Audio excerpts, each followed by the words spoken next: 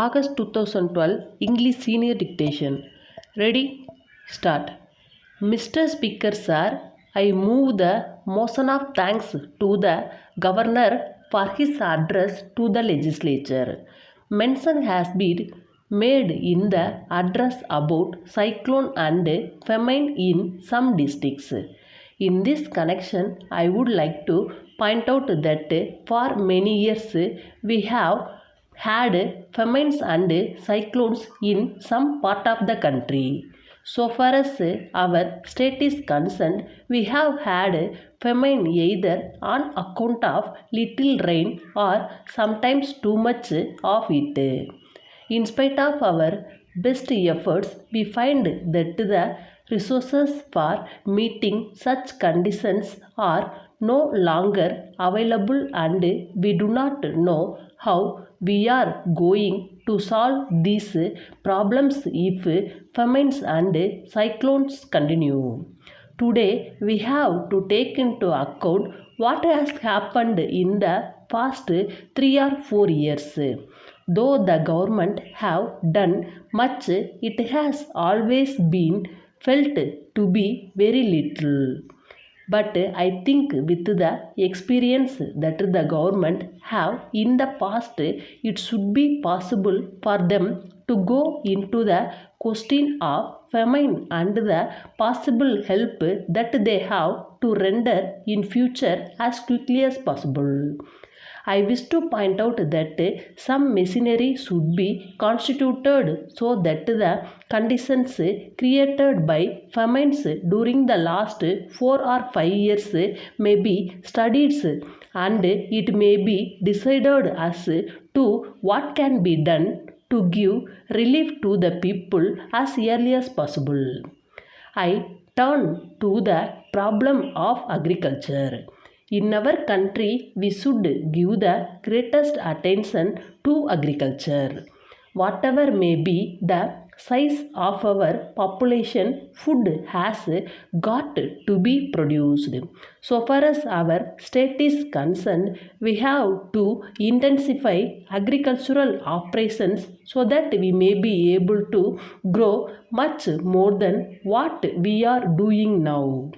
If we adopt scientific methods of agriculture and use better manure, I think that it will be possible to increase production. It will be good if production committees are formed in every village. They may see how best we can improve agriculture. The government may help them to promote the sale of improved seeds and better manure. If the government interference is reduced and the people are helped to help themselves, it will create the necessary enthusiasm for development.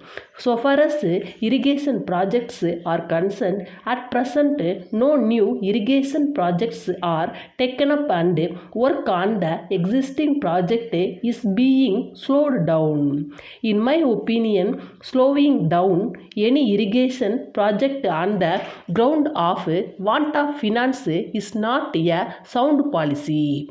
The greatest economy can be affected by completing the work so that the fields may be irrigated and production increased.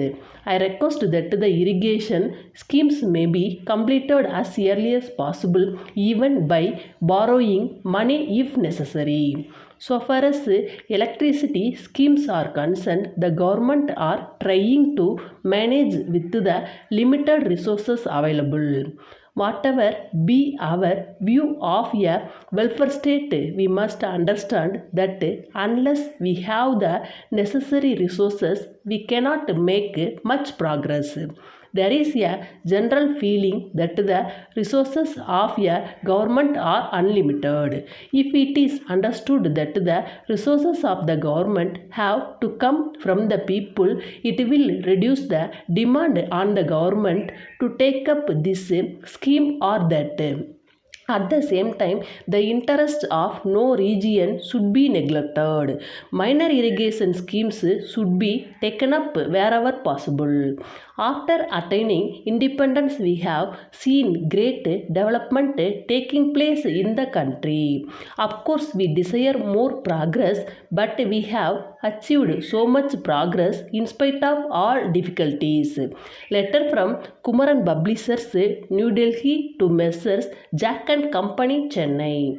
Dear sirs, it will be a great thing if you can save a lot by reducing your office expenses. For this purpose, we have brought out a publication entitled Scientific Office Management. It will tell you how you can avoid waste in office expenses.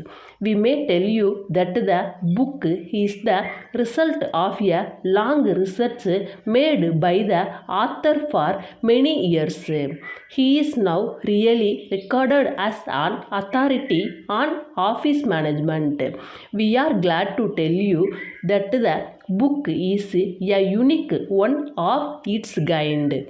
In the first instance, it was published as a textbook for schools and colleges, but as there was great demand, it has now been revised so as to meet the requirements of office managers. It deals with the problems of office management and gives sound advice how to meet them. It has not left over anything which should be said, and at the same time nothing has been said which is useless for the purpose. As a matter of fact, the book will be a valuable guide to office managers and secretaries. Whatever be your line of business or problem, you are sure to profit by it. Please fill in the enclosed order form and send it to us.